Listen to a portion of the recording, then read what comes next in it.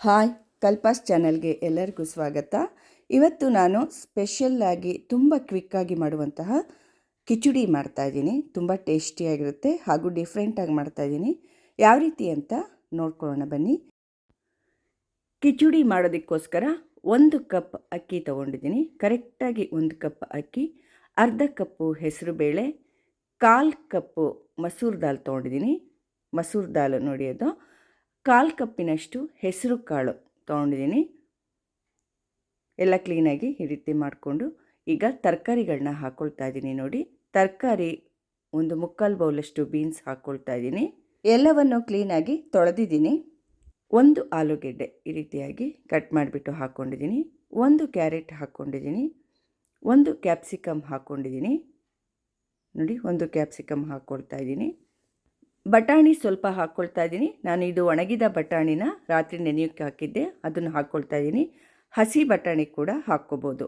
Tomato 2 ಸಣ್ಣದಾಗಿ cut ಮಾಡಿಬಿಟ್ಟು tomato 2 ಹಾಕ್ಕೊಳ್ತಾ ಇದ್ದೀನಿ. ನೋಡಿ,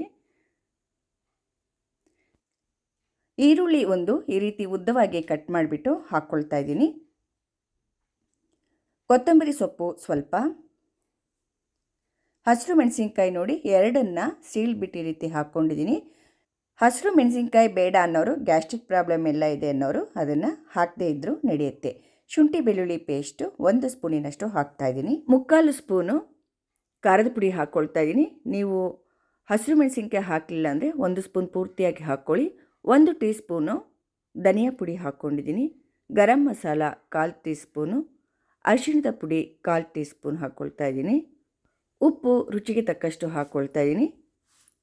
1/4 ಸ್ಪೂನ್ನಷ್ಟು ಹಾಕ್ಕೊಂಡಿದ್ದೀನಿ. ಬೇಕಿದ್ದರೆ ಕೊನೆಯಲ್ಲಿ ನೋಡಿಬಿಟ್ಟು ಟೇಸ್ಟ್ ನೋಡಿ ಹಾಕ್ಕೋಬೋದು. ಎಣ್ಣೆ ಇವಾಗಲೇ ಹಾಕ್ಕೊಳ್ತಾ ಇದ್ದೀನಿ. ನೋಡಿ, ನಾನು 2 ಟೇಬಲ್ ಸ್ಪೂನ್ನಷ್ಟು ಎಣ್ಣೆನ ಹಾಕ್ಕೊಳ್ತೀನಿ. ಅಷ್ಟು ಹಾಕಿಲ್ಲ ನೋಡಿ, 2 ಟೇಬಲ್ ಸ್ಪೂನ್ನಷ್ಟು ಎಣ್ಣೆ ಹಾಕ್ಕೊಂಡಿದ್ದೀನಿ. ಎಲ್ಲ ಹಾಕ್ಕೊಂಬಿಟ್ಟು ಕ್ಲೀನಾಗಿ ಇವಾಗ ಮಿಕ್ಸ್ ಮಾಡ್ಕೋಬೇಕು. ತುಂಬ ಈಸಿಯಾಗಿ ಈ ಕಿಚಡಿ ಮಾಡ್ಕೋಬೋದು. ಟೇಸ್ಟ್ ಅಂತೂ ತುಂಬ ಟೇಸ್ಟಿಯಾಗಿರುತ್ತೆ. ಎಲ್ಲ ತರಕಾರಿ ಬೇಳೆಗಳು ಎಲ್ಲ ಹಾಕಿ ಮಾಡಿದ್ದೀವಲ್ವ, ಹೆಸರು ಕಾಳು ಕೂಡ ಹಾಕಿದ್ದೀವಿ. ಆರೋಗ್ಯಕ್ಕೆ ತುಂಬ ಒಳ್ಳೆಯದು. ತುಂಬ ಈಸಿಯಾಗಿ ಇದನ್ನು ಮಾಡ್ಕೋಬೋದು. ಕ್ಲೀನಾಗಿ ಈ ರೀತಿ ಎಲ್ಲ ಮಿಕ್ಸ್ ಮಾಡ್ಕೊಳ್ತಾ ಇದ್ದೀನಿ. ನೋಡಿ,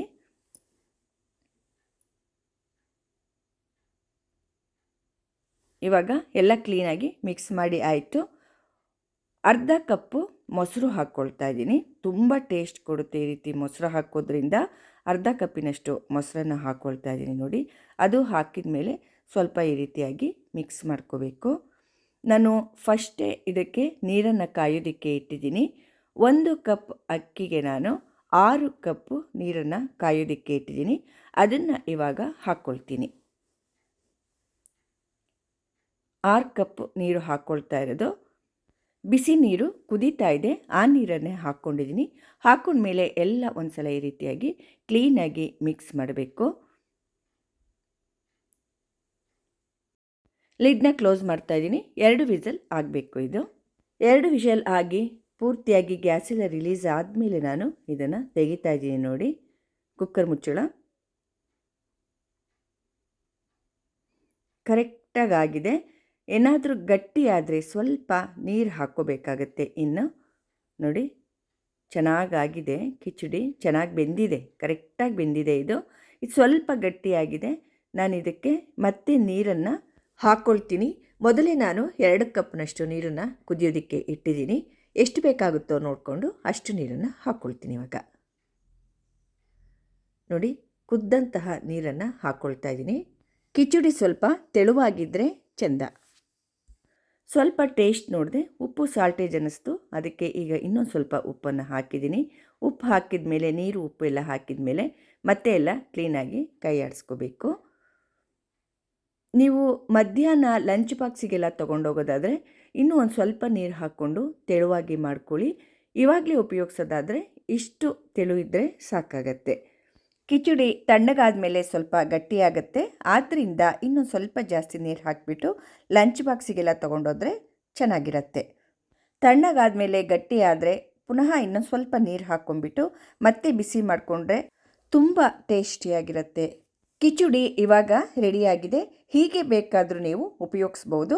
ಇನ್ನೂ ಎಕ್ಸ್ಟ್ರಾ ನಿಮಗೆ ಟೇಸ್ಟ್ ಬೇಕು ಅಂದರೆ